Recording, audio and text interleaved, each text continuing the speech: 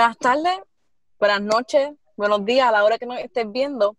El programa de hoy es uno bien especial porque tenemos a 3 invitados que saben de la fe y la ciencia. Tenemos al doctor Efraín Velázquez, a Max Laracuente y al profesor José Cardé. Antes de comenzar, vamos a tener una corta oración y dejarlo a ellos hablar. Oremos. Padre nuestro que estás en los cielos, santificado sea tu nombre, Señor. Gracias porque nos has permitido un día más de vida. Gracias porque a pesar de la pandemia estamos vivos, estamos sanos. Y ahora que estamos aquí reunidos para compartir tu mensaje mediante la fe y la ciencia, Señor, que seas tú el que hable mediante ellos y que no sean ellos los que hablen, Señor. En nombre de Jesús, amén.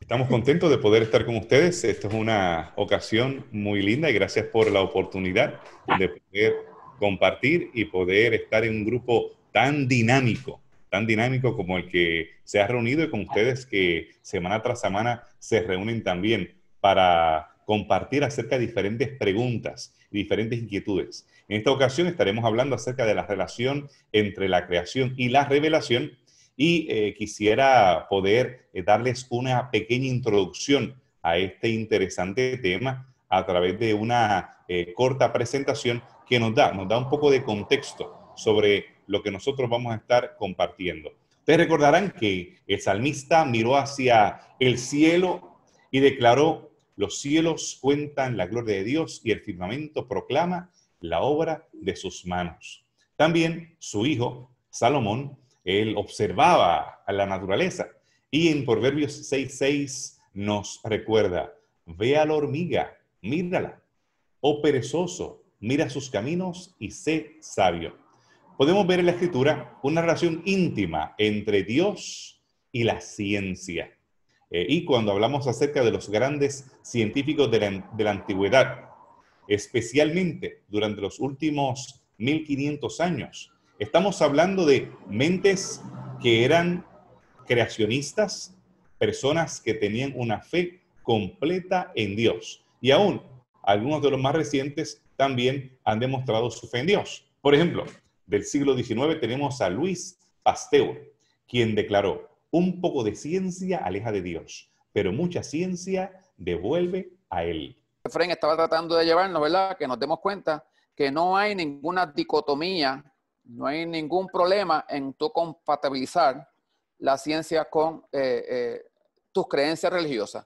Que tú puedes ser científico y perfectamente puedes tener una creencia filosófica de Dios o de un ser supremo que es el que dirige todas las cosas. Y hay personas tan reconocidas como estos individuos, ¿verdad?, que el mundo científico los pone en un lugar especial, pero no tocan ese detalle de que esta persona era creyente. Ahora, hoy en día tú dices que eres creyente y toda la ciencia que tú quieras hablar, entonces te la tratan de minimizar. Eso es lo que tú encuentras por lo general cuando tú dialogas o expones algo de que tú crees, y entonces pues tratan como que, los que no creen, tratan de minimizar lo que tú eres como científico. A mí uno inclusive me dijo que eso no era ni ser ni sensato. Y eso es lo que Efraín estaba tratando de llevarnos. Vamos a ver si puede regresar. Sí, me está bien curioso entonces porque en contradicción, ¿verdad?, lo que quizás dice el mundo o las personas en general, sí se puede ser un científico que crea en Dios. O sea, la ciencia y la fe entonces no están, no se contradicen, no son separadas, al contrario, se complementan entonces. O sea, nosotros tenemos que tener eso claro, porque el creador de todas las cosas, incluyendo las leyes físicas que controlan el universo y las leyes químicas que controlan la materia y las leyes biológicas que controlan la genética y la biología molecular y la forma en que el DNA es una doble hélice y las distancias entre los átomos y las bases nitrogenadas. O sea, el creador de todo eso, pues es el mismo en el que nosotros creemos como Dios. Así que para él no debe haber ninguna contradicción. El problema está cuando tú le quieres buscar explicaciones a esos fenómenos científicos, biológicos y químicos, sacando, ¿verdad?, la explicación de una mente, un diseñador inteligente. Y entonces te vas a encontrar con puntos en donde no puedes llegar más allá de eso. Pero es perfectamente compatible.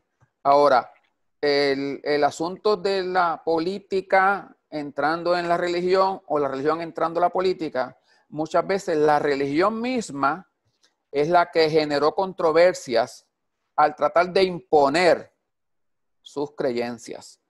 Y entonces al tratar de imponer ya te vas de lo que se supone que es Dios, que es amor y que es sabiduría, ¿verdad? Y que es libre albedrío.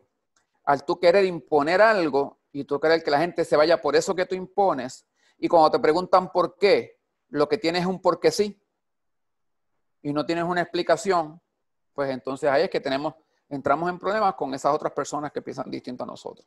No sé si Max tiene algo que nos quiera decir sobre eso.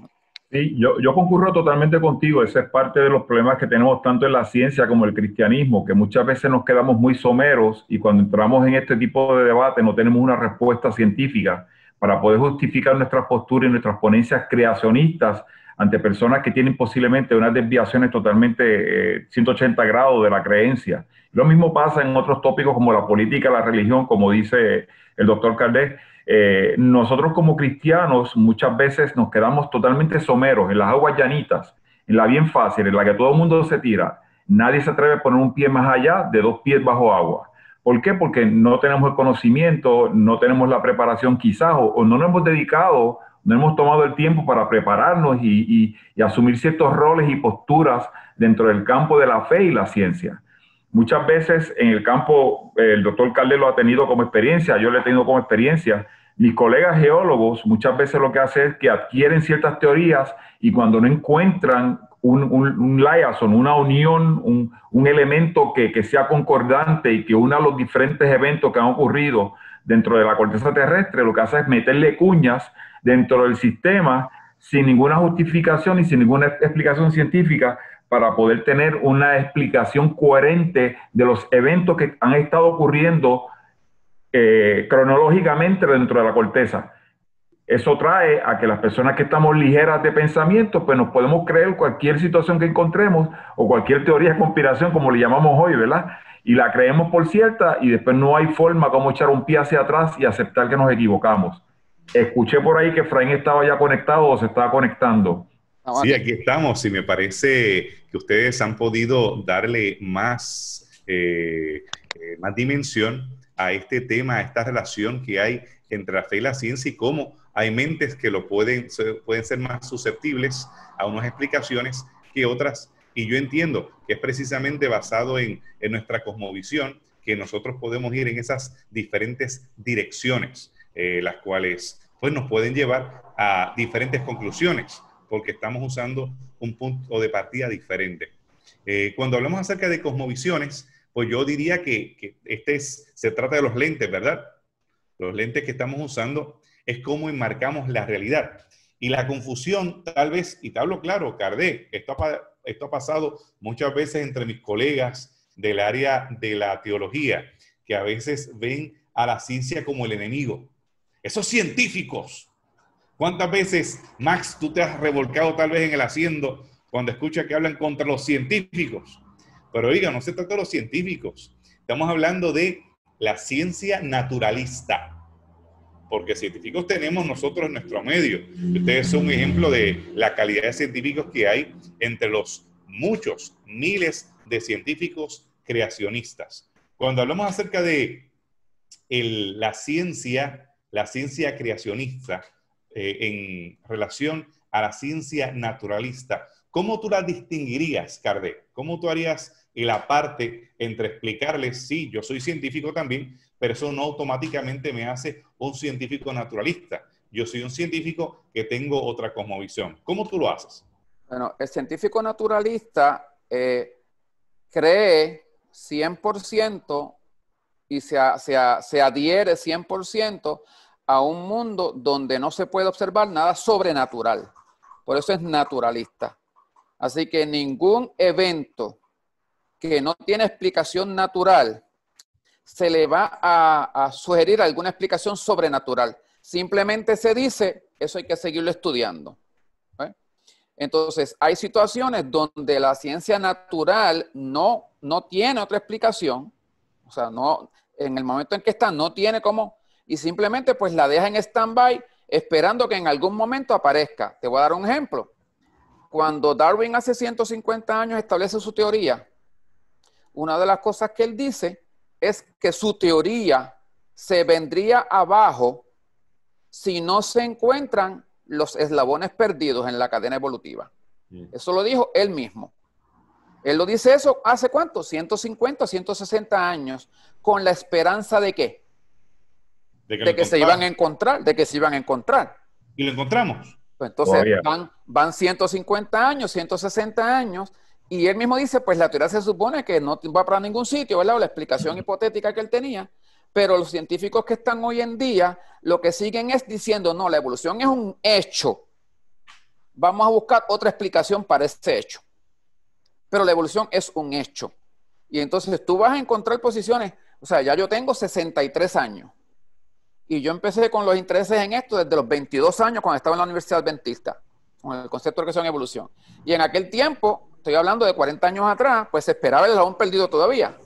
Pero ya como 10 años después surgió un tipo que se llama Stephen J. Gould con algo que llamaba equilibrio puntuado.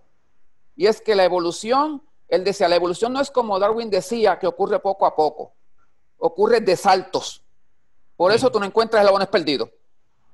Él decía, apareció esto ahora, los eslabones perdidos que tú debes encontrar en el camino, como ocurre de momento, se llamaba equilibrio puntuado. O sea, un punto cayó en equilibrio, otro punto, otro salto, cayó en equilibrio, otro salto. Entonces, de esa manera, él explicaba que no hubieran ¿qué?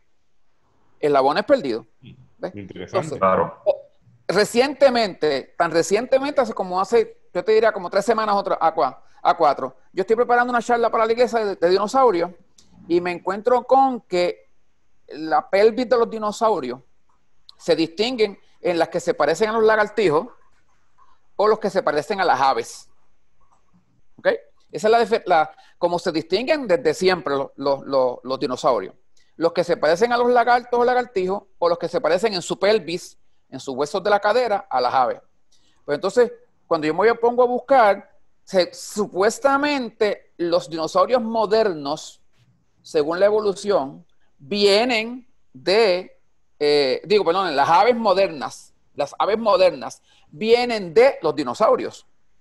Eso no lo explicó Jurassic Park, ¿verdad? En aquella toma del avión, cuando ellos van saliendo de la isla, estoy hablando de la 1, y ven los pelícanos. Y entonces el científico dice, pues no se han ido, están con nosotros todavía, porque los pelícanos, pues supuestamente los pelícanos, las aves, son los dinosaurios modernos. Pues vienen de los dinosaurios antiguos. Pues entonces cuando yo me pongo a pensar, ¿qué pelvis debieran ser los dinosaurios antiguos que dieron lugar a los modernos, a las aves modernas? Los que tienen ¿qué tipo de pelvis? Vamos a ver bien, científicos, biología. O sea, vamos a ver. Hay unos dinosaurios que tienen pelvis como lagartijos. Se llaman sauricios. Hay unos dinosaurios que tienen pelvis como aves. Se llaman orniticios. En este caso, ¿qué ustedes creen, chicos? Yo no soy científico, así las que aves de hoy, ¿qué tipo de pelvis debieran tener? Orniticios, ¿verdad que sí? Dígame. Orniticios, más liviana. Los que se parecen a las de las aves. Pues no. Los evolucionistas dicen que la pelvis moderna viene de los sauricios, no de los orniticios. Oye. Y cuando entonces tú preguntas cómo, ya se inventaron un nuevo concepto que tiene algunos 10 o 15 años, se llama evolución convergente. O sea, aquel cuento de que los animales evolucionaron de ancestros comunes, Sí. pues lo usan mientras les conviene. Okay. En este punto, pues no es así. Los dinosaurios, los aves modernas, no evolucionaron de un animal anterior que tenía pelvis como ave. No, evolucionaron del que tenía pelvis como, pero la explicación que te dan es 2 líneas de evolución por separadas que llegan al mismo sitio. Cuando antes eras un ancestro que salías a 2 lugares. Eso era descendencia con modificación, ¿verdad? Un ancestro común. Pues miren, esas son todas explicaciones que van surgiendo año tras año o década tras década, cuando hay cosas que se le preguntan y no tienen cómo, porque ellos parten, y la cosmovisión que Efraín habla es bien importante, ellos parten de una cosmovisión donde la evolución, it's a fact, es un hecho. Cualquier otra cosa hay que acomodarla a ese hecho. Sí. Y ahí entonces eso es lo que hacen los naturalistas. Cuando me preguntaste cómo yo lo veo, pues simplemente yo me salgo de eso, porque cuando hay cosas que no entiendo, ¿verdad? Pues la Biblia me dice a mí que no todo está revelado al hombre, que hay cosas que Dios todavía tiene, ¿verdad? Vamos a estar estudiando por la eternidad. Pues entonces, para mí lo que es un fact, la existencia de un diseñador. Y de ahí parto yo. Tu punto de partida. Tu punto Exactamente, de partida. exactamente. Fíjate, qué interesante, porque en el tema de los eslabones perdidos, no sé si en la mayoría de los museos naturalistas que hemos visitado, aquellos que hemos ido al Museo de Ciencia e Historia en Nueva York, o el de Chicago, que es impresionante, Cincinnati, o cualquier otra de las grandes ciudades, nosotros podemos ver esta serie uno de los más comunes son los caballos, los diferentes modelos o diferentes, en este caso, figuras, osamentas, fósiles de caballos a través de la historia. También los que han ido al Smithsonian en Washington, D.C., lo han visto igual. Y algunas personas tienden a creer estos son los eslabones perdidos. Pero quiero que queden claros, mis amigos acá, estos no son eslabones perdidos, porque cada uno de ellos es perfecto, refiriéndome a que es funcional para poder operar. Un eslabón perdido sería un tipo de monstruo entre cualquiera de esas especies. Tendría que ser un animal en este caso, cuando hablamos acerca del sistema digestivo y respiratorio, con media epiglotis. Estaremos hablando de un animal que tenga algunas partes que no son funcionales. Pero hasta ahora aún la apéndice, que es esa enigmática parte del cuerpo que se le adjudica el ser un rastro evolutivo sin forma de entender, todas las partes de los animales que nosotros hemos encontrado son funcionales. Algunas tal vez no tengamos clara la función que tiene, pero en sí mismas son funcionales. Por lo tanto, no, para que fuera un eslabón perdido, doctor Cardey, usted me tendría que corregir en esto, tendríamos que tener un tipo de mutación, y por eso, según algunas de las teorías de la evolución que yo he estudiado, que aparezcan, pero hasta ahora no hemos encontrado ningún mutante, ¿verdad? Exacto. El mutante es alguien que tiene algún cambio en el ADN y ese cambio le confiere alguna característica nueva. ¿Qué pasa? Biología molecular dice, las mutaciones que más ocurren son silenciosas. O sea, tú no ves el efecto. No te dan ni más ni menos. La segundo tipo de mutación más frecuente que ocurre son negativas, o sea, detrimentales. Causan algún problema. Las mutaciones que menos frecuentes son, las que menos ocurren, son las que te darían alguna ventaja. Exactamente. Entonces, ¿por qué es que ellos necesitan tantos millones de años para pensar en que esto sucede de esta manera? Porque al rey de que las mutaciones ocurren, pues nunca encontraremos un organismo con todas las cosas funcionales, como dice Efraín. Porque si yo tengo una mutación para tener un buen ojo, voy a ser ciego en lo que desarrollo el ojo. Exactamente, media córnea, una córnea parcial. Y eso exacto. Por eso esto es importante, chicos, porque yo mismo he utilizado un lenguaje que es un lenguaje comprometedor. En el pasado, hace unos 10 años atrás o algo por el estilo, yo mismo hablaba acerca de lo que es la microevolución y macroevolución.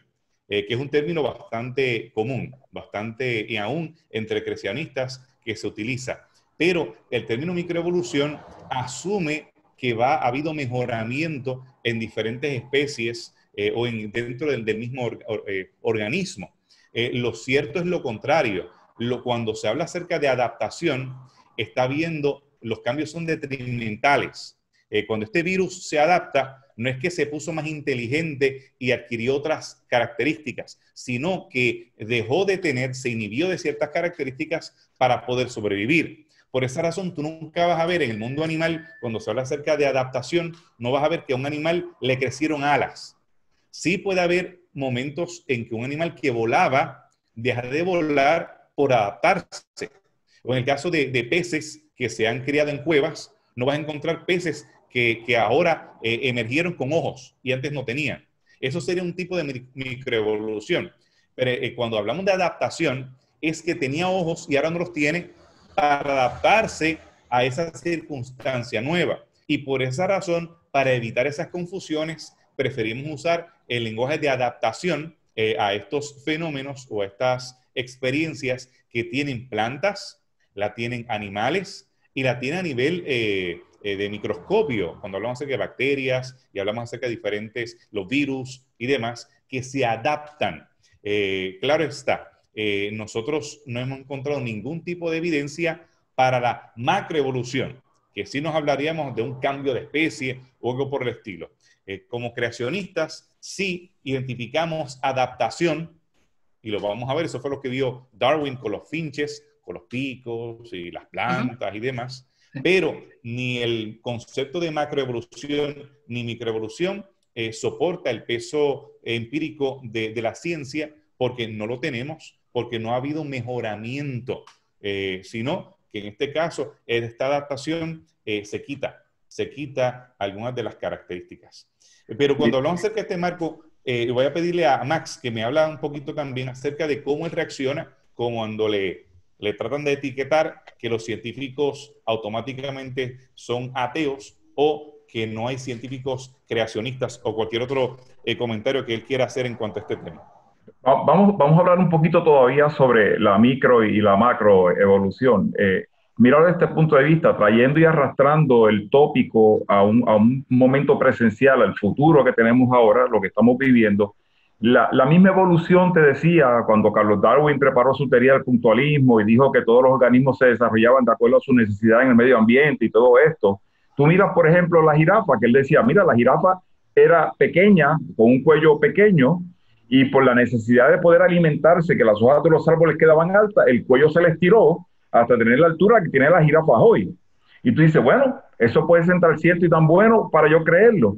Pero entonces, si tú trasladas esa misma teoría, la arrastras al presente, ¿cuántos años de vida tiene la raza humana? Entonces, siempre desde que el humano es humano, ha tenido una serie de problemas, por ejemplo, la criminalidad. O sea, el acecho por la parte posterior y tú no tener una visión en la parte lateral para tú ver quién se te está acercando. Así que sí, vamos a partir de un número, que la raza humana tenga los 6.000 años, 5.000 años, no sé, lo que ustedes quieran ponerle, solamente por decir un número. Ahorita hablaremos de la cantidad de años que tenemos, ¿no? Y hemos tenido ese problema de acecho por toda la vida, porque todavía nuestro organismo, de acuerdo a la teoría, no acaba de desarrollar un tercer ojo en la parte posterior para poder protegernos del que nos viene a acechar. En otras palabras, no ha ocurrido esa evolución teniendo ese problema, no hemos desarrollado teniendo ese problema. Así que la teoría se queda coja para poder justificar otros elementos que hay, y entonces tendríamos que entonces cambiar el switch de canal y irnos entonces a la creación, porque Dios creó bajo un diseño inteligente un ser humano con una capacidad y un libre albedrío para acechar o no acechar, todo este tipo de cosas, y no tenía que crearnos, porque Dios estableció confianza en nosotros como raza humana. No tenía que crear un tercer ojo para yo ver al que venía la parte posterior. Para mí es bien difícil encontrarme dentro de un círculo profesional de 10 personas sentados en una mesa y comenzamos un debate sobre las teorías evolutivas y todo menos uno, moi, empieza a debatir contra ellos, como cuando estaba en la universidad, lo que yo creo como debe ser la teoría de la creación a la luz de la ciencia y la ciencia a la luz de la creación. Y siempre tenemos un debate de 9 contra 1 o 1 contra 9 y nunca podemos acabar. Pero sí te puedo decir que todos ellos, en forma individual, no colectiva, tienen un vacío. Tienen un vacío científico. No pueden aglutinar, no pueden converger, no pueden unir los diferentes eventos que han estado ocurriendo en el sistema para tener una coherencia cronológica de lo que está ocurriendo. Y entonces, como dijo el doctor Caldet, como dice el doctor Velázquez, automáticamente hablamos por los pelos, la acuñamos dentro del sistema y decimos, oye, estamos estudiando todavía, y esa es la justificación mejor que tenemos, porque como todos sabemos, la ciencia nunca acaba. Así que con yo decir solamente, estoy estudiando todavía, mi teoría de la evolución mantiene vigente, se mantiene viva y la tienes que creer. Interesante, porque de esa manera ellos pueden validar básicamente cualquier cosa, es un cheque en blanco que ellos mismos se están escribiendo y nunca vamos a poder llegar a una conclusión. Yo creo que lo más interesante que nosotros tenemos en esta conversación, que nosotros hemos tenido también en otros foros, es desde mi área, que es el área de la teología y la arqueología, del área de Max, que es el área de la geología, y el área de Caldet, que es del área de la biología, que nosotros no podemos permitir que nuestros jóvenes simplemente agachen la cabeza. Bueno, yo soy creacionista, yo creo en la Biblia, y pues eso es lo que me enseñaron en casa de manera tímida. Nosotros aquí tenemos la facultad de poder analizar puntos por horas, diferentes propuestas que se pueden hacer, como son las propuestas acerca del origen de los dinosaurios, cuando hablamos acerca de las placas tectónicas, cuando hablamos acerca de la sismografía, en el caso de Kardec, que también le gusta el área de la astronomía, pues también poder contestar preguntas en esa área. Pero nuestro enfoque en esta ocasión contigo, joven, y con este grupo tan selecto que tenemos, es precisamente establecer de manera clara cuál es la relación entre la fe y la ciencia, entre la revelación y la ciencia en general. Y ustedes han podido ver que hay científicos que son creacionistas, hay científicos que son naturalistas. La cosmovisión es la que determina la dirección en que van. Las preguntas que están haciendo. Claro está, nosotros vamos a hacer el trabajo riguroso.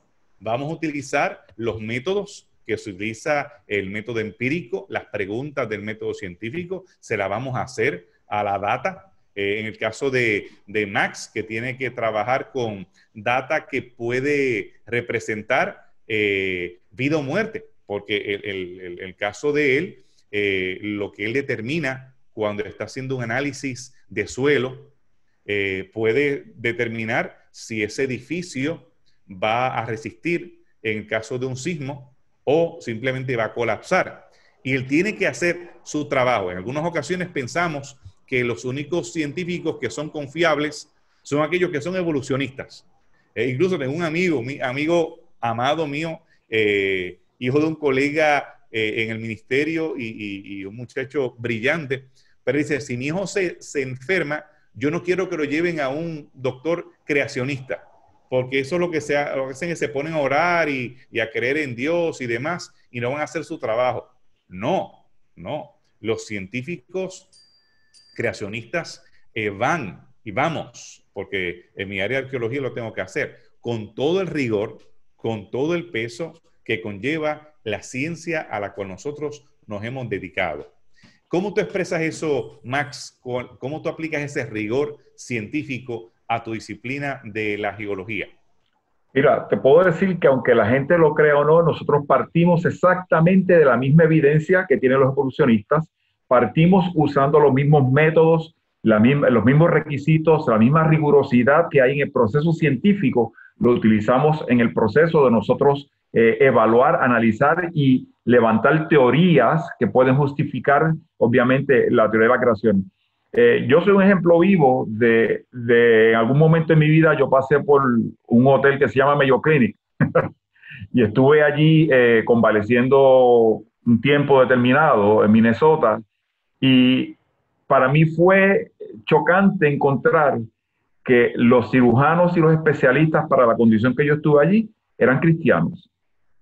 Y fue chocante porque ellos no me lo dijeron, solamente cuando llegamos al túnel de la sala de cirugía me dicen, ¿podemos orar por usted?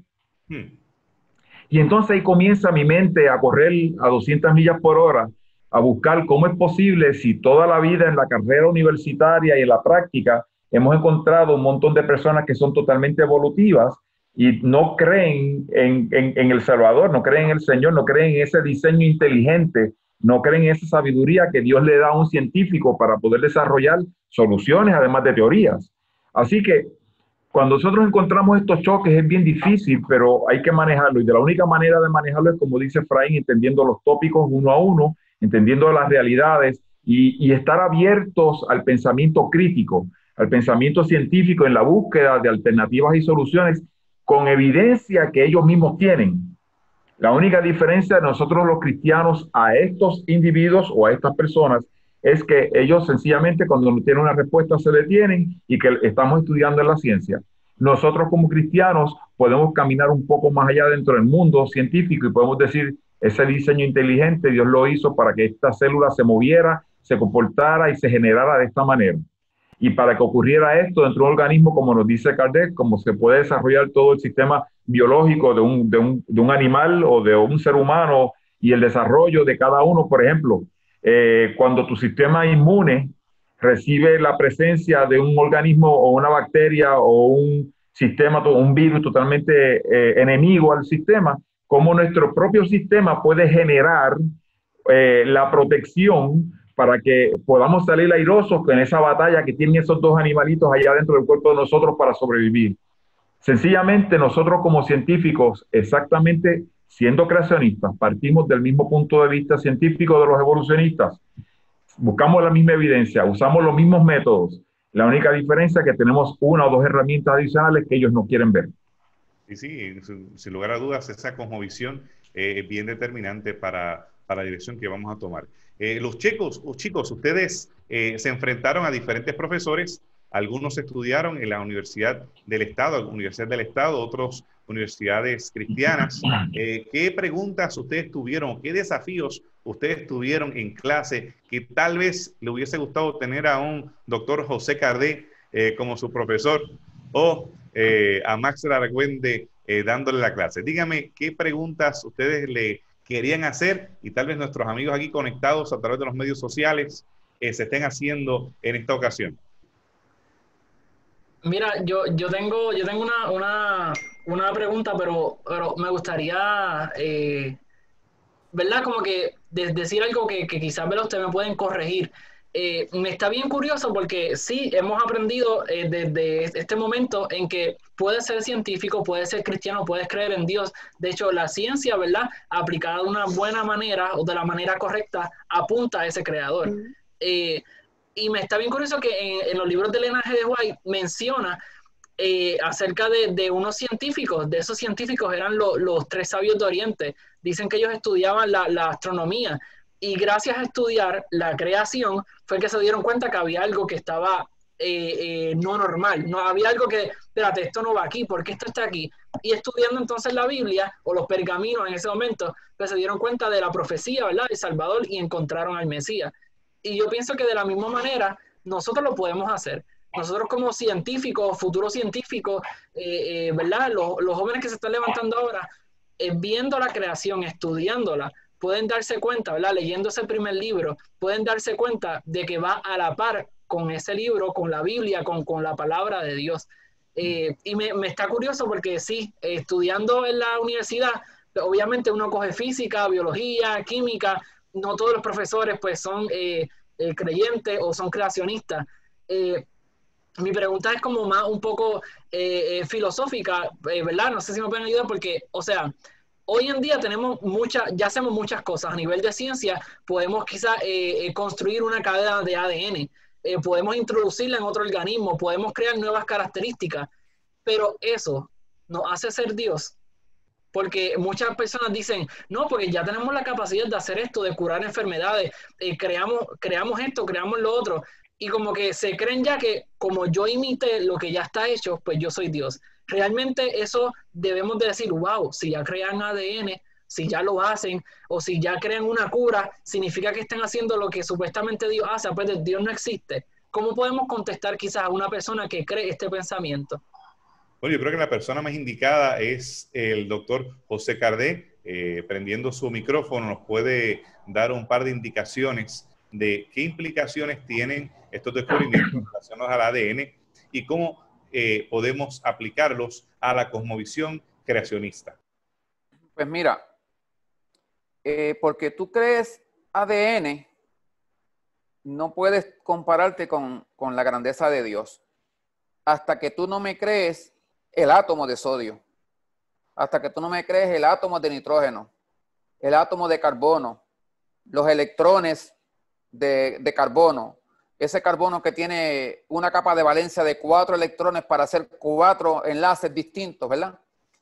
Pues tú no, la materia como tal, y acuérdate que la partícula más pequeña de la materia, ¿verdad?, es el elemento, es el átomo.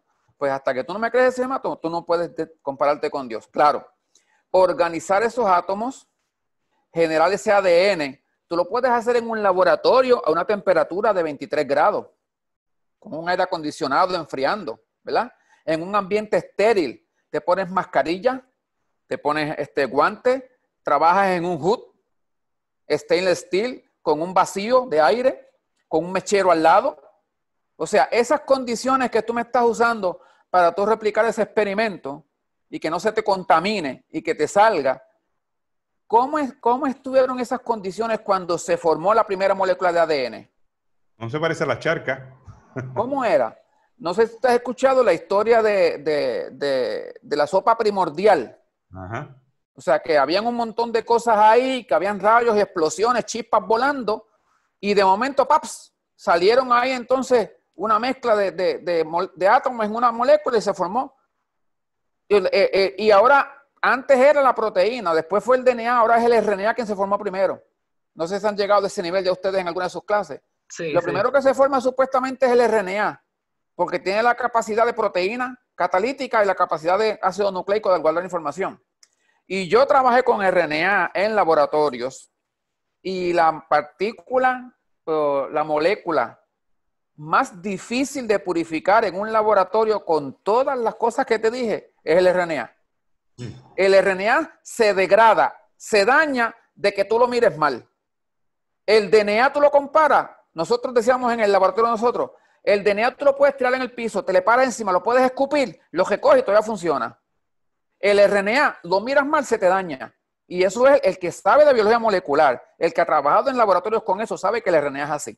Y ahora me dicen a mí que la primera molécula que surgió en esa sopa primordial, que tenía la capacidad de ser proteína, catalítica y almacenar información como ácido nucleico, fue el RNA. Pues para mí, o sea, hoy en día no hay forma, con todas las cosas que yo tengo, no hay forma de yo crear un RNA funcional en un laboratorio. Me vas a decir que a mí que en algún momento, en el principio, en el pasado, cuando no había ozono, cuando la luz ultravioleta entraba directamente a la Tierra, cuando la temperatura que había en la Tierra era exorbitante, las presiones, no había controles. Y la presencia de oxígeno. Exacto. Se formaron al azar y se organizaron al azar.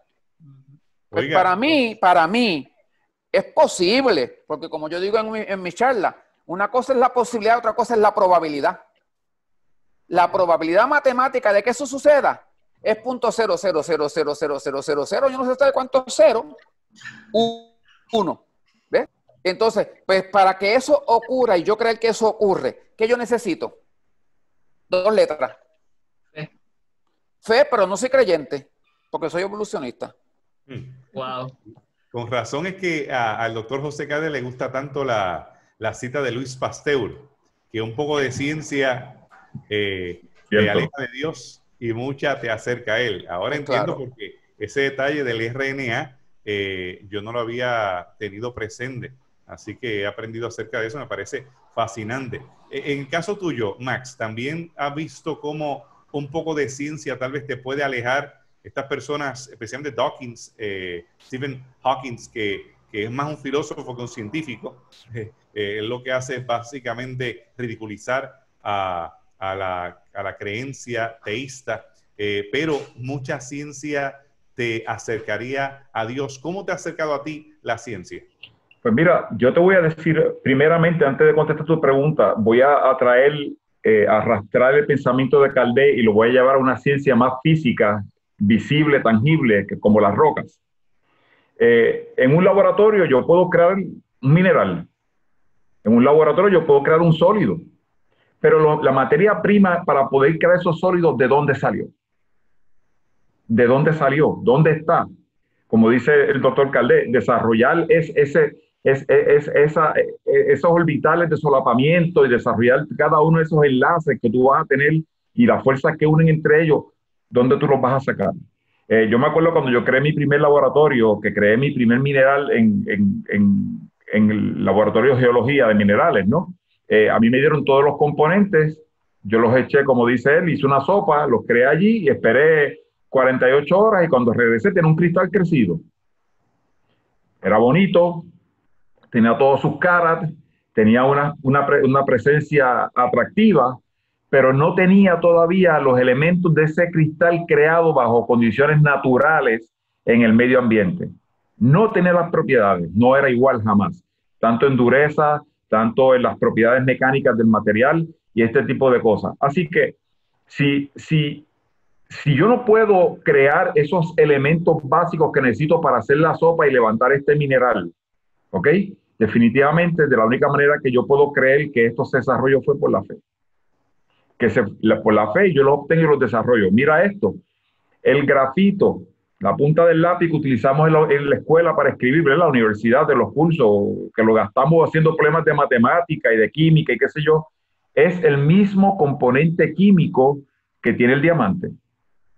La diferencia de A y B es solamente altas presiones y temperaturas y tiempo, un elemento de tiempo. Yo puedo crear un diamante en el laboratorio.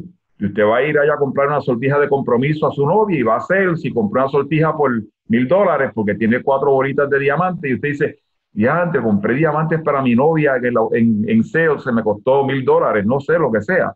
Pero es un diamante de laboratorio. Es un diamante creado en laboratorio. Cogí todos los componentes, los puse allí, los puse bajo altas temperaturas y presiones un tiempo determinado de escala y creé un diamante. En la instrumentación que yo utilizo en mi campo para practicar día a día, tenemos cortadores impregnados en diamante. Y tú dices, pues si un diamante natural cuesta tan caro y toma tanto tiempo en fabricarlo, o sea, naturalmente puede tomar N miles de años, ¿verdad? Que están sepultados en la corteza de la tierra. ¿Cómo es posible que tú lo sacas de ahí, lo impregnas en un cortador y lo utilizas para cortar roca? No, es un diamante fabricado. Los elementos están, yo los reúno, como dice el doctor Caldé, los pongo en pote, hago una sopa, le pongo temperatura, tiempo y presión y creé mi diamante necesario. Pero cuando voy a la realidad del que está en su medio ambiente natural, tuvo que haber alguien que preparara esos minerales o esos componentes químicos que son las partes de la sopa para poder desarrollar este diamante. Y pienso de lo mismo, ¿sabes? De ahí entonces mi mente automáticamente se switchea y entonces empiezo a creer que tiene que haber un ser poderoso que desarrolló un diseño inteligente, tanto en biología como en química, como en físicas, para poder mantener lo que tenemos hoy en nuestro sistema que conocemos hoy. Y podemos entonces desarrollar y mantener nuestra teoría de la creación. Bueno, es fascinante escuchar esas diferentes voces. ¿Qué me dices, Yesiel?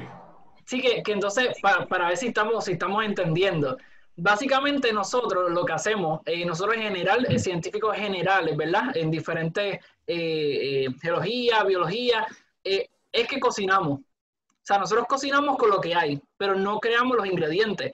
En mi caso, claro, yo quizá a nivel de laboratorio, ya se puede crear hasta los sabores de una fruta, pero yo no te creo la fruta, se produce sola, por decirlo así.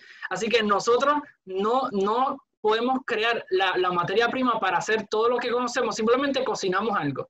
Y por cocinar, pues digo, pues yo soy Dios. Ya yo lo cociné, pues entonces ya no necesito a Dios, cuando sí necesitamos todo lo que involucra, incluso no la materia prima, sino la olla donde vas a cocinar también la necesitas. Así que no puedo decir que soy Dios cuando realmente no tengo nada, simplemente juego con lo que ya hay. Es bien fácil tú decir y partir del punto que ya tú conoces. Y es bien difícil regresar hacia atrás que cómo se organizaron las cosas para crear la materia prima y la sopa para desarrollar el elemento, la fruta o la vida. Es bien fácil hacerlo. Por eso muchas veces cuando tú vas a estos procesos de datar la edad de la Tierra, ya sea de forma relativa o la real, ¿verdad? Tú tienes que conocer muchas cosas porque usualmente cuando hablamos de la edad relativa, ¿sabes? Tú ves las diferencias, ¿ok? Tú ves las diferencias cuando la gente comienza a añadirle y a quitarle para tratar de justificar teorías. Pero como te dije, todo el mundo se para en el punto que ya conoce. Nadie se va más atrás de ese punto. O sea, oye, yo me fui al laboratorio y desarrollé una nueva china ahora, de 8 gajos en vez de 7, ¿verdad? O 6, ¿verdad? Qué chévere, qué chulería. Pero oye, los elementos y todo lo que se necesitó para conjurar y preparar totalmente para que la China pudiera existir. Es como dice Caldé, de ahí para atrás nadie sabe. Entonces ahí entramos nosotros como cristianos a desarrollar nuestra teoría de la fe en ese diseño inteligente creado por Dios. Yo creo que se ha repetido vez tras vez el concepto de la fe.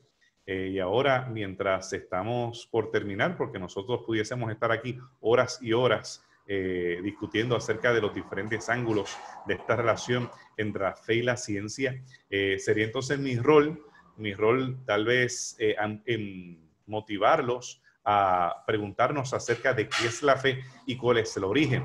En la fe no se trata solamente de creencia en algo. La fe no es un elemento ciego basado de una manera sesgada de la cita de Hebreos que nos habla de creer en lo que no se ve. La fe, en primer lugar, es un don de Dios. Es un don de Dios, es un regalo del Creador, el cual yo no puedo producir por mí mismo.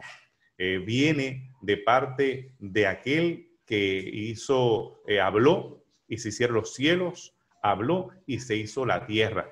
Tan misterioso es el ejercer la fe como lo fue crearse este mundo en un principio. Nadie lo puede transferir, nadie lo puede obligar, ni de padres a hijos, ni de hermanos a otros. Es simplemente un don divino. Y por lo tanto, yo le doy gracias al cielo por el regalo de la fe. Ha habido momentos en mi peregrinar que yo he necesitado que Dios me regale fe, porque la fe ha estado en los momentos más escasos, especialmente cuando andamos en ese valle de sombra de muerte. Max nos estuvo hablando acerca de esa experiencia tan cercana a la muerte, la cual él tuvo que experimentar. Y son esos momentos en los cuales de manera muy particular o desaparece esa fe que tal vez habíamos estado abrigando desde pequeño, o se hace más robusta, se hace más fuerte. Y depende de la disposición de nosotros para así hacerlo. En mi caso, han sido los momentos difíciles los cuales me han acercado al Señor, pidiéndole a Él, aumenta mi fe, porque yo no la tengo. Cuando hablamos acerca de la teoría de la evolución, se requiere un nivel muy alto de fe para que estas diferentes cortezas podamos explicar de una manera diferente al catastrofismo como se presenta en la Biblia. Cuando hablamos acerca de la complejidad irreducible que vemos en los órganos, que vemos en los diferentes procesos que ocurren dentro de los seres vivos y la diversidad que tenemos a nuestro alrededor, a mí no me parecen satisfactorias las respuestas que ofrece el mundo de la evolución. Y ahora, mientras estamos en un momento de la historia donde hay tanta tensión entre muchas personas, yo quisiera tirar la bomba para nuestros jóvenes que todavía están debatiéndose si vale la pena creer en la evolución o en el concepto creacionista. Yo le hablaba a un compañero el cual estaba dentro de la lucha por el valor de las vidas negras de nuestros hermanos de raza negra, y yo le hacía entender, mi hermano, el ADN de la persona que está al lado tuyo, independientemente de lo alto o bajito que sea o su color, sea un pigmeo de un tamaño bien pequeño o sea alguien bien alto noruego, es la similitud es de un 99.99%. O sea, que nosotros tenemos una sola raza, es la raza humana. En la cosmovisión que yo tengo, nosotros todos fuimos creados a la imagen de Dios. Nosotros todos somos iguales delante del Creador. Tenemos ese valor y celebramos la diversidad. Esa diversidad que Dios nos ha dado en hermosos colores, en diferentes tonos, en colores de cabello, en estilos de cabello, en diferentes formas de que Dios nos ha permitido nosotros expresar nuestra humanidad. En el concepto evolutivo se asume una cadena de primitivos a más civilizados, en la cual asume que las personas que son de la raza negra implicarían un nivel menor en ese proceso evolutivo hasta llegar a los caucásicos.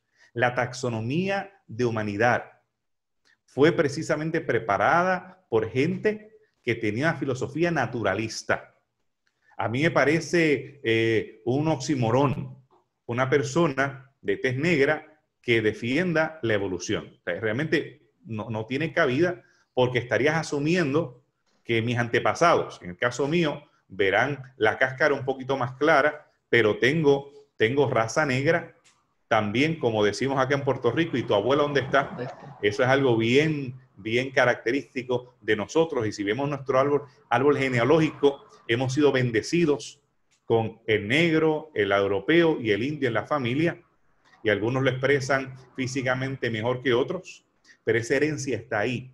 Y nosotros, según la cosmovisión evolucionista, hay seres que poco a poco, incluso Darwin decía, que es el deber de las razas civilizadas el poder llegar a eliminar a los salvajes. Así hablaban. Entonces, el libro de Darwin nos habla acerca del desarrollo de las especies. Hay personas que se olvidan el título del libro de Darwin.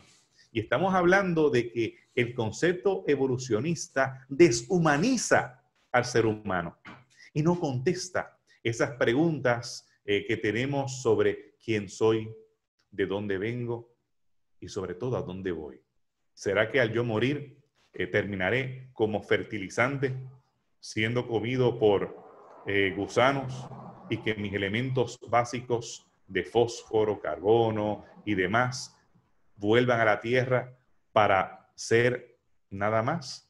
¿O yo tengo esperanza de que sí puedo tener la vida eterna en base a esa garantía que me da la sangre de Jesús, mi relación con Él, con el cual pasaré la eternidad?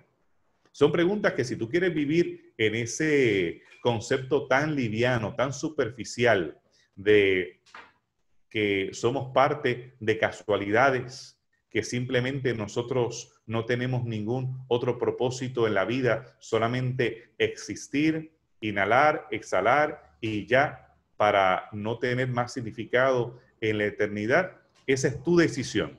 Esa es tu decisión. Pero en mi caso, yo siento tanto gozo en ver a mis hermanos de todas razas como iguales. Yo siento tanto gozo en ejercer la fe y ver cómo Dios se manifiesta en mi vida y en la de otros, aun cuando hay veces que no entiendo, aun cuando somos lastimados por la enfermedad, por la muerte y la maldad que no podemos comprender. Pero tengo suficiente como para tener tres cosas: libertad de culpa, paz y esperanza. Así que, chicos, yo espero que esta conversación, que yo sé que Yesiel ya nos quiere agarrar para en algún otro momento dado otra vez meternos presos, y Joandra se encargará de hacer lo propio, pero realmente para mí ha sido un gozo poder compartir en esta ocasión con cada uno de ustedes.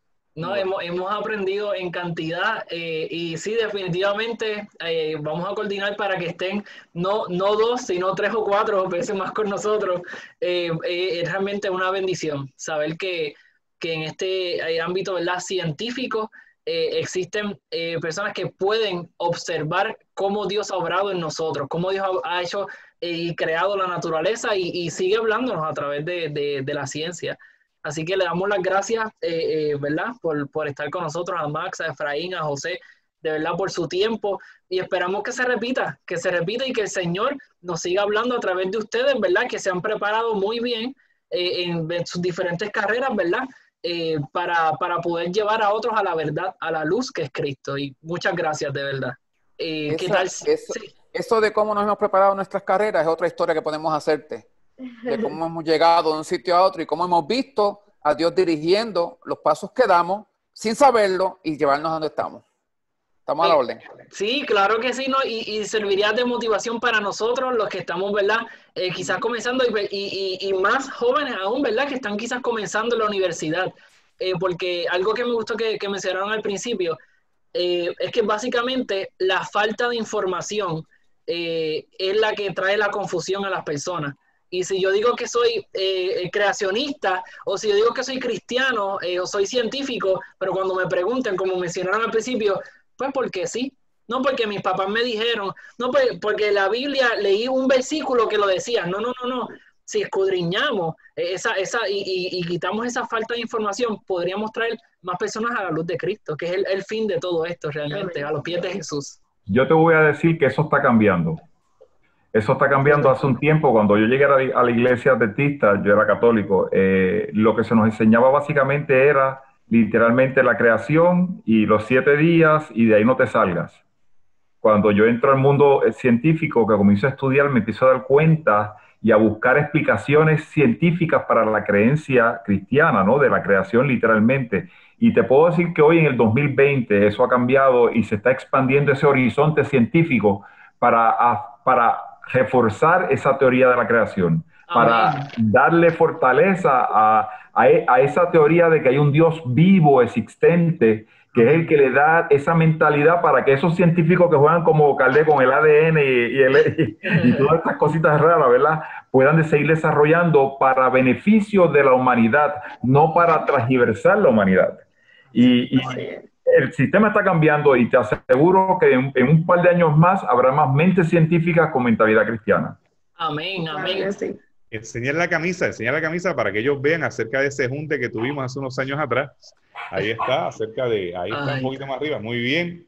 Tenemos el Congreso de Ciencia y Creación. Y estaba Cardé. Y el próximo sábado vamos a tener un junte. Este corillo que tenemos nosotros acá de Fe y Ciencia Boricua, que es interesante, en toda la división interamericana, el país, la nación, el lugar donde tenemos un junte como este. Tenemos a un químico también, 2 químicos, por cierto, que se nos unen también, y tenemos varios otros profesionales. Es de aquí de Puerto Rico, para que tú lo sepas. Súper.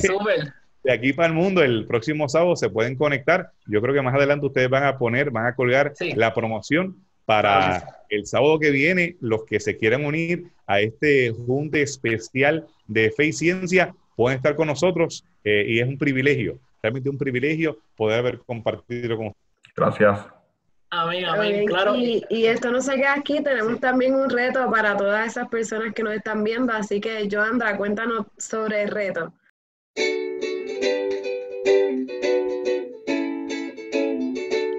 El reto de esta semana es ser un joven diferente, ser un joven que, a pesar de lo que estudie, su creencia no se afecte.